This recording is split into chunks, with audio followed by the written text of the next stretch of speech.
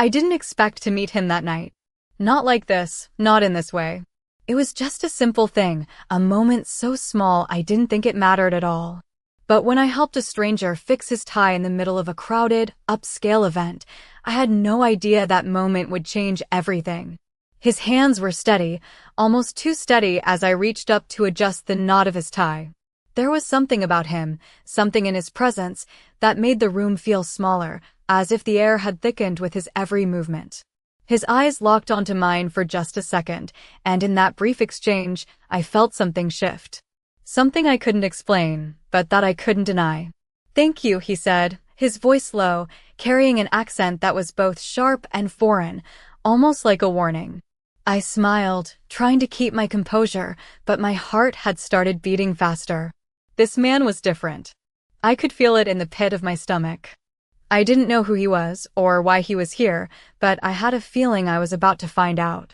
The night continued on around us, but it was as though I was no longer part of it. The laughter, the clinking of glasses, the soft jazz music, none of it mattered anymore. My eyes kept flickering back to him, drawn to his presence like a magnet. Every time I looked at him, he seemed to be looking at me, his gaze steady and calculating, as though he were studying me. As I moved through the crowd, making my rounds as a waitress, I couldn't shake the feeling that he was following me with his eyes, watching every step I took. It wasn't the kind of look you get from a stranger, it was possessive, calculating. A look that made me feel exposed, vulnerable, as though he could see right through me. It didn't take long for him to approach me again. This time, he wasn't just standing there, watching from afar. He was right in front of me, his body towering over mine as he leaned in, his cologne thick in the air. "You're mine now," he said, his words low and deliberate, leaving no room for argument. My heart skipped a beat, and for a moment, I couldn't breathe. I opened my mouth to protest, but no words came out. It wasn't just what he said, it was the way he said it, the authority in his voice that made it clear there was no room for negotiation. I was already a part of his world, whether I liked it or not. I had no idea what I had just gotten myself into, but I knew one thing for sure. My life had just taken a turn, and there was no going back. I couldn't stop thinking about him. His words echoed in my mind as I continued working, serving the guests with practiced precision, but everything felt different now. My hands trembled slightly as I carried the trays, the weight of his gaze still lingering on me like a shadow. It was ridiculous, really. I barely knew him, but I couldn't shake the feeling that something had shifted the moment he spoke. The rest of the night passed in a blur. I didn't know if it was the exhaustion from the long hours or the heavy tension in the air, but I was more aware of every movement, every glance, as if I were walking through a dream I couldn't wake up from. At the end of the evening, when the guests began to file out of the ballroom, I was finally able to relax, just a little. That was when I saw him again. He was standing by the exit, talking with some of the other guests, but his eyes were locked on me. He wasn't looking at anyone else. Just me. I froze, feeling that familiar jolt of panic run through me, but I couldn't move. I couldn't take my eyes off him either. He was like a force of nature, impossible to ignore. He stepped toward me, his expression unreadable, but there was something predatory in the way he moved. His presence consumed the space between us. "You're not leaving," he said, his voice smooth, calm, but with an undeniable edge. I tried to say something, to argue, but the words caught in my throat. I wasn't sure what I was afraid of, him or myself. "You're coming with me," he added, and before I could protest, two of his men appeared, silently flanking me. Their presence made it clear that this wasn't a request. This was a command. I felt my heart rate spike, but there was something else, too. Beneath the fear, beneath the confusion, there was curiosity. Why was he doing this? Why me? He hadn't said anything else since that moment, and I hadn't dared to speak. I could feel the eyes of the other guests on me, but they all quickly turned away, as if it was normal for someone like him to demand attention in such a way. "Let's go," he said again, and I realized there was no way out. He wasn't giving me a choice. As we walked through the grand hallway toward the elevator, I couldn't help but feel a strange mix of emotions. Fear, confusion, but also something else, a pull, a magnetic force that I couldn't explain. What had happened between us? What was he planning? The elevator doors opened, and we stepped inside. He pressed the button for the top floor, and for the first time since meeting him, I was alone with him. The silence was thick, suffocating, but it felt different now. Less like a threat, more like an unspoken understanding. I wanted to ask him what was going on, but the words wouldn't come.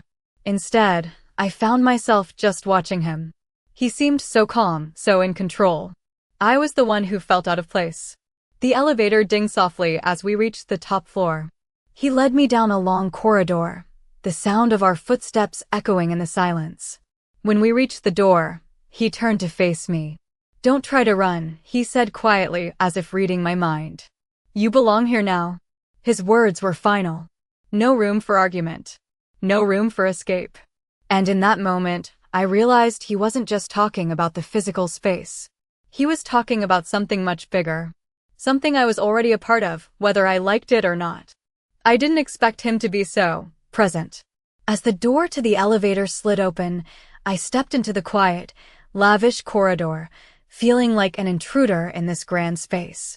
Dominic led the way with a slow, purposeful stride. I had no choice but to follow. The soft click of his shoes on the marble floor was the only sound between us.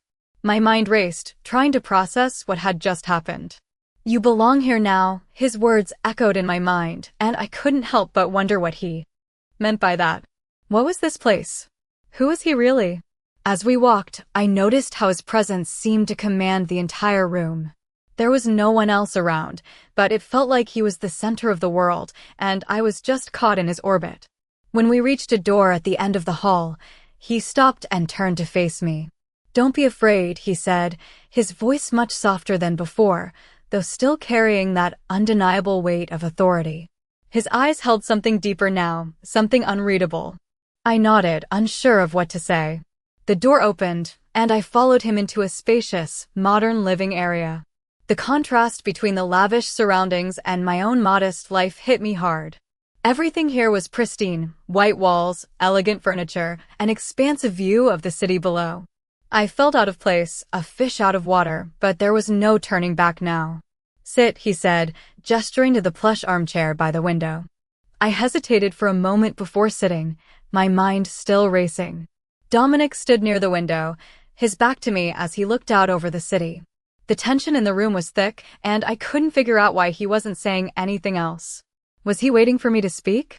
Or was he just content to let me sit in silence? After what felt like an eternity, he finally turned around and walked toward me. "You're safe here," he said, his voice steady, but there was something in his eyes that made me feel like I was the one who was lost. "I don't want to be a part of your world," I said, my voice barely above a whisper. The words were out before I could stop them, and I instantly regretted them. I didn't want to seem defiant, but I also didn't know how else to express what I was feeling. Dominic didn't react the way I expected. Instead of anger, there was just a quiet understanding in his eyes. "You don't have a choice," he said softly, almost as if he were trying to calm me. "But I'll make sure you're comfortable." His words didn't feel like a threat, but they left me with an unsettling sense of inevitability. He was right. I didn't have a choice. I was here now. And for better. Or worse, I was tied to him. The realization hit me harder than I expected, and my stomach churned. I wasn't sure whether to feel relief or panic. I had no idea what I had just walked into, but it seemed like there was no way out. Not now. Not anymore. I sat in the plush chair, my mind still spinning from everything that had happened. The silence between us stretched out, heavy and thick. I couldn't bring myself to break it. My thoughts were a whirlwind, conflicting emotions crashing into each other. I had no idea what I had just stepped into, but one thing was clear: I was no longer in control of my own fate. Dominic stood by the window, his silhouette sharp against the city lights. The glow of the lights outside illuminated his features, casting shadows that seemed to make him even more imposing. It was as though he had become one with the night, something untouchable, unchangeable. "You can't run away from this," he said suddenly, his voice low, breaking the silence. I didn't look at him. I couldn't. I wasn't ready to face whatever was coming next. "I never planned to run," I finally said, my voice barely above a whisper. The words felt foreign coming out of my mouth. I wasn't sure if I was trying to convince him or myself. "But you're here now," he replied, almost like a statement, more than a question. "And there's no turning back." His words hung in the air, more real than anything I had heard before. I could feel the weight of them, pressing down on me, heavier than the silence that had come before. His presence was like an anchor, keeping me from floating away into my own thoughts. "What do you want from me?" I asked, the question finally slipping past my lips. It wasn't what I had meant to ask, but it was all I could think about. What did he want? Why was I here? Dominic turned to face me, his expression unreadable. He took a step toward me, his gaze never leaving mine. The distance between us felt both infinitesimal and infinite at the same time. "I want you to understand that this is how things are now," he said. His voice was calm, controlled. It was as though he was speaking from a place of complete certainty. "You may not like it. You may fight it. But you'll learn to accept it."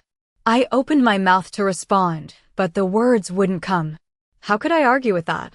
Everything in me screamed to leave, to run, but I knew it wasn't that simple. I had no idea what Dominic was capable of, and deep down, I was afraid to find out. "I don't belong here," I said, the words coming out shakier than I intended. "You do now," he replied, his voice soft but firm. He took another step closer, and I could feel the tension in the air tighten, like a wire stretched to its breaking point. For a moment, I couldn't breathe.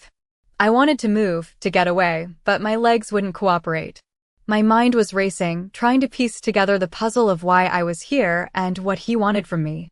But the more I tried to think, the more the answers eluded me. "You're not the first person I've taken in," he said suddenly, his tone shifting slightly, as if he were letting me in on a secret. "But you're different." "Different how?" I asked before I could stop myself. It wasn't a question I should have asked, but something in the way he said it made me curious.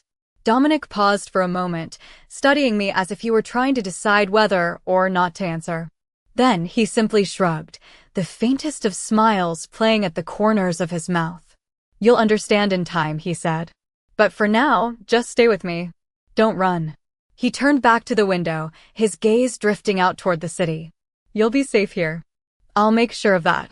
His words were a promise, but I didn't know if I could trust them. How could I? I didn't know him. I didn't know what he was capable of. But for some reason, I believed him. And that terrified me more than anything else. The days started to blur together. Time felt like it was slipping away, and yet nothing had truly changed. I was still here, in this unfamiliar world, with Dominic and his endless expectations hanging over me like a shadow. The apartment, his world, was lavish, everything was pristine and orderly, but it felt like a gilded cage. I had no idea how long I would last in it, how long I would be able to endure the constant pull between fear and curiosity. I found myself watching him more often than I intended, noticing how effortlessly he moved, how commanding he was in every interaction. He was the kind of man who didn't have to raise his voice to make people listen. I never knew what to expect from him next. One minute, he was cold and distant, and the next, he would do something unexpected, like offering me a drink after a long day, or asking me if I needed anything. His gestures were always calculated, always designed to maintain control while giving me the illusion of freedom. It was a game, but I wasn't sure who the player was and who the pawn was. I tried to keep my distance, but there were moments when he would catch me off guard, like when he suddenly asked me to join him for dinner, or when he shared a piece of his past that made me realize how little I knew about him. "You must be wondering why you're here," he said one evening, his tone softer than usual, as we sat at the dinner table, the city lights casting a dim glow around us. His gaze held mine, steady, unreadable. "I don't know what you want from me," I replied, my voice barely above a whisper. I felt vulnerable, but I refused to show him any weakness. "I want you to understand that this is where you belong," he said simply, his eyes never leaving mine. "I'm not your prisoner," I said, surprising myself with how firm my voice sounded. "No," he said slowly, "you're not. But you're mine. And that's the way it is now." I froze. His words hit me like a shock, and for a moment, I didn't know how to respond. I wasn't sure what I was more afraid of, the way he had claimed me so easily, or the strange sense of security that came with it. I didn't know what this meant for me. I didn't know what I was becoming. You don't have to like it, Dominic continued, his voice calm, almost gentle. But you will learn to live with it. And you will learn to trust me. I couldn't tell if he was trying to comfort me or manipulate me, but something about the way he spoke made me hesitate. I wanted to run, to scream, to fight, but I couldn't bring myself to do it. Because despite everything, despite the unease creeping up my spine, I felt something else. A strange pull toward him, something I didn't understand. I don't know how to trust you, I admitted, my voice barely audible. You don't have to trust me, he said with a small, knowing smile. You just have to trust that I will never let anything happen to you. That's enough. I didn't know what to say to that. I didn't know if I believed him or if I was just too tired to fight anymore. But I knew one thing for sure, no matter how much I wanted to leave, no matter how much I wanted to escape, I couldn't. I was already too deep. And there was no turning back. The days blurred together in a strange mix of routine and uncertainty. I was getting used to my new life, though the idea of belonging to Dominic still felt foreign, almost surreal. The apartment felt like a cage with golden bars, a place of comfort, yet filled with tension. I spent my days wandering through the space, trying to find a rhythm in the quiet. Dominic was always there, always watching, but not always speaking. Sometimes he would vanish for hours, leaving me with only the silence of the city to keep me company. At night, the quiet would be interrupted by the soft hum of the city below. I couldn't help but wonder what was happening out there, what the world outside this apartment was like. But no matter how much I longed to escape, I knew there was no running. Dominic had made sure of that. You'll be fine, he said one evening as we sat across from each other at the dining table. His words were calm, but there was something about the way he said them that made me wonder if he believed them, or if he was trying to convince himself. You're safe here, he added, his gaze steady as it met mine. I didn't respond. I wasn't sure what to say anymore. The promises he made seemed genuine, but there was always that lingering doubt in the back of my mind. Could I trust him? Or was this just a carefully constructed illusion, meant to make me believe I was in control when I wasn't? I had no answers, and that uncertainty gnawed at me. You're not a prisoner, Dominic continued, his voice softer now, like he was trying to reassure me, or maybe himself. You're free to go if you want. But remember, the world out there isn't as kind as it seems. I froze at his words. They weren't a threat, but they felt like one. I had no idea what he meant by them, but I could feel the weight behind them. The world outside, the one I used to know, had never felt so distant. What are you saying? I asked, my voice barely above a whisper. Dominic leaned back in his chair, studying me as if he were weighing my every thought. I'm saying that you belong here with me, he said slowly. And if you leave, you might not be safe. Not the way you are now. His words sent a chill down my spine. They weren't just about control, they were about something else, something darker. I looked away, trying to push down the rising panic inside me. What was he really saying? What did he mean by safe? You don't have to worry, he said, as if reading my mind. I won't let anything happen to you. But you have to trust me. Just like I trust you. Trust. It was a word I had heard so many times, but never from someone like him. I wanted to ask him what he meant, but I didn't. Part of me was afraid of the answer. Another part of me, the part that had been inside me for far too long, wanted to believe him. I wanted to believe that this, whatever this was real. That he wasn't just manipulating me into staying. But deep down, I knew better. There was always a price, and I wasn't sure I was ready to pay it. I stayed silent, letting the weight of his words hang in the air between us. You'll learn to trust me, Dominic said, almost as if he were reading my thoughts. His voice was calm, but the finality in it made my stomach twist. I didn't know if I wanted to trust him, but for the first time, I realized that it didn't matter. Trust wasn't something I had the luxury of deciding anymore. It was something that was already being demanded of me, whether I liked it or not. Days began to feel like they were slipping away, one after another. Dominic had made his intentions clear from the beginning, but I was still struggling to understand the true depth of this life I had stepped into. He had promised me safety, security, a life of comfort, but at what cost?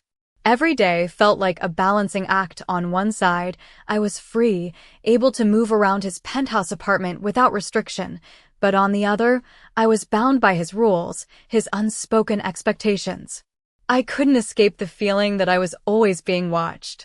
Even when he wasn't around, his presence lingered in the air. It was in the way the housekeeper looked at me, in the way the guards at the door nodded when I passed by. I was always aware of my place here, even if Dominic insisted that I was free to come and go.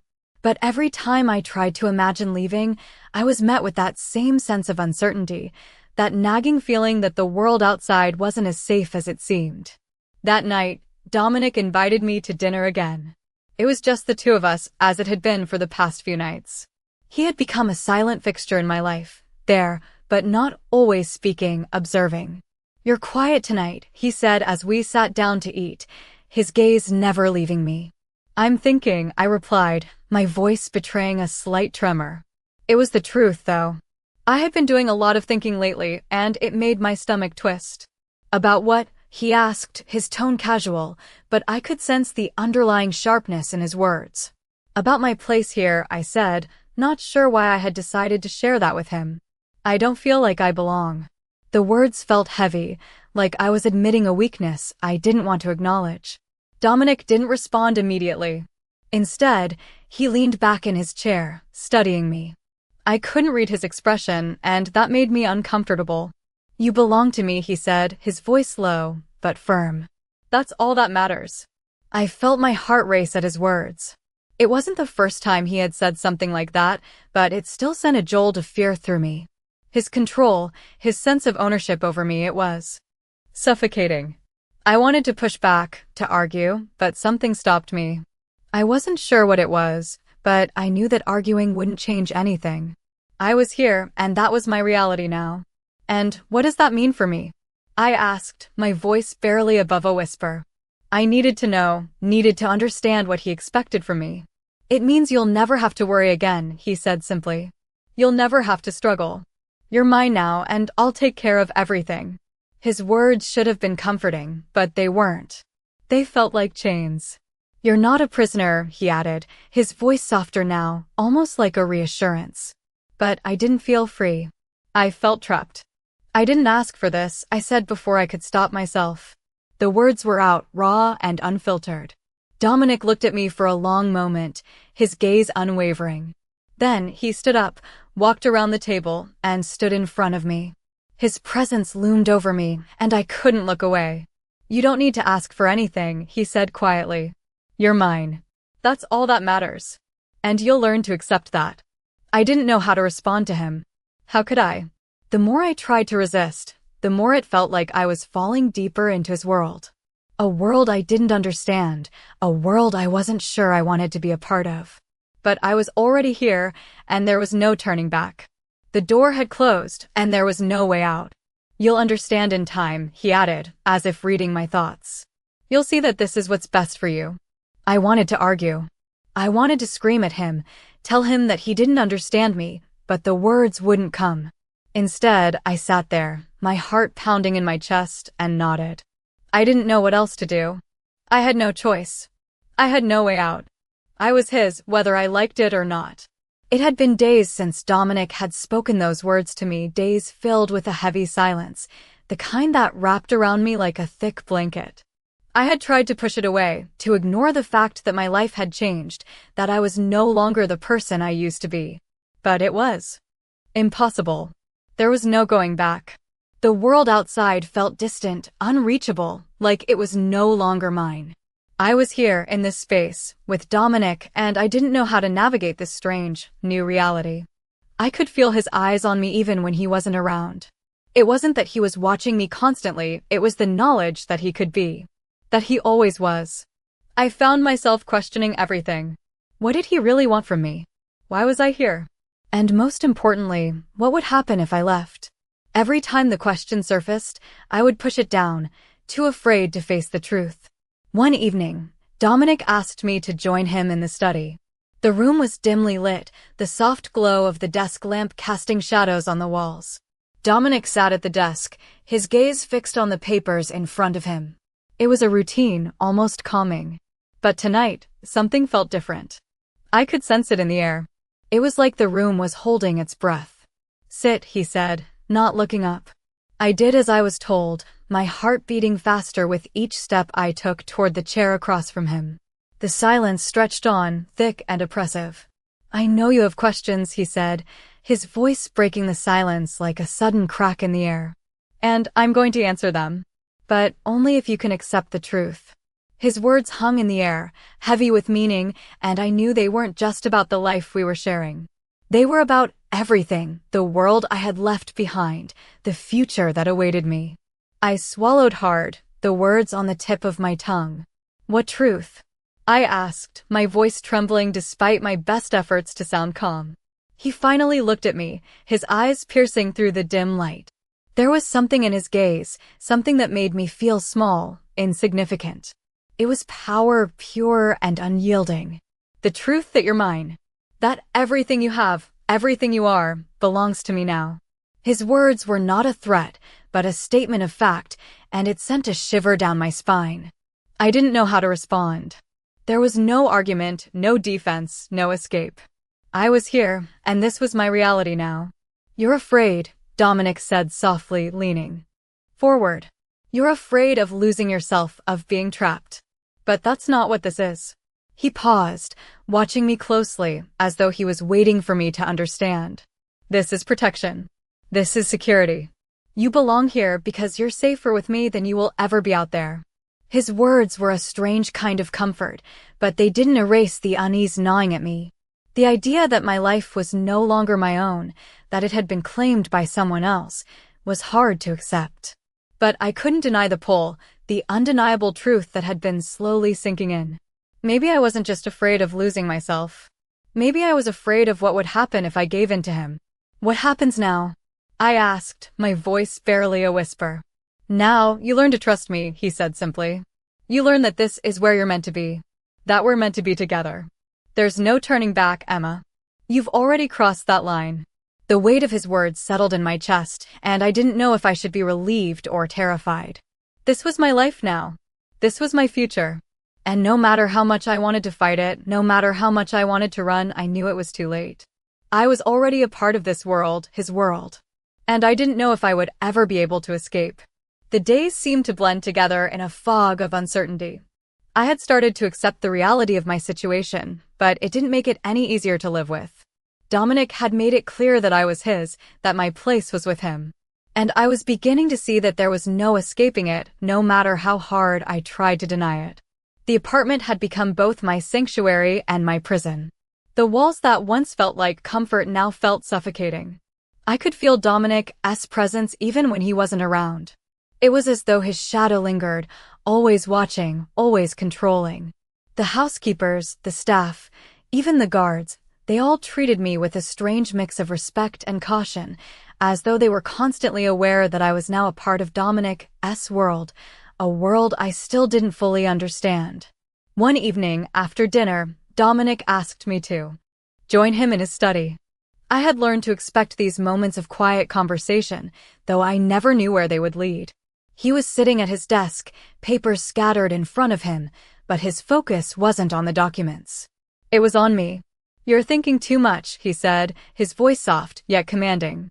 I met his gaze, unsure of how to respond. I had spent so much time trying to figure out what this all meant, trying to find some way to understand him, to understand myself in this new life. But I couldn't. "I can't stop," I admitted, my voice barely above a whisper. "I can't stop wondering if I made the right choice." His eyes darkened for a moment, and I instantly regretted the words. "You didn't make a choice," he said, his tone sharp, but not unkind. "This was always going to happen." I stared at him, confusion and frustration building inside me. "What do you mean by that?" I asked, my voice trembling slightly. Dominic leaned back in his chair, studying me as if I were a puzzle he had already solved. "You think you have a choice now, but you don't," he said. "You belong to me. That's the truth you're avoiding." I opened my mouth to protest, but the words caught in my throat. How could I argue with him? He was right. This had never been a choice. This had always been the way things were meant to be. And yet, a part of me refused to accept it. You're scared, he continued, his voice softer now as though he were speaking to a fragile thing. But that fear won't last. You'll get used to this. His words hit me like a wave, crashing over me with an intensity one wasn't prepared for. I don't want to get used to it, I said, my voice stronger now, despite the lump in my throat. I want my life back. Dominic stood up from his desk, walking toward me. For a moment, I thought he might be angry, but there was no anger in his eyes. Only something that seemed like understanding. Your life is here now, he said gently. This is where you belong. I wanted to scream, to fight back, but something inside me held me still. I was trapped, caught between the life I wanted and the life I had been forced into. I don't know if I can accept that, I said, my voice trembling with the weight of my words. Dominic reached out.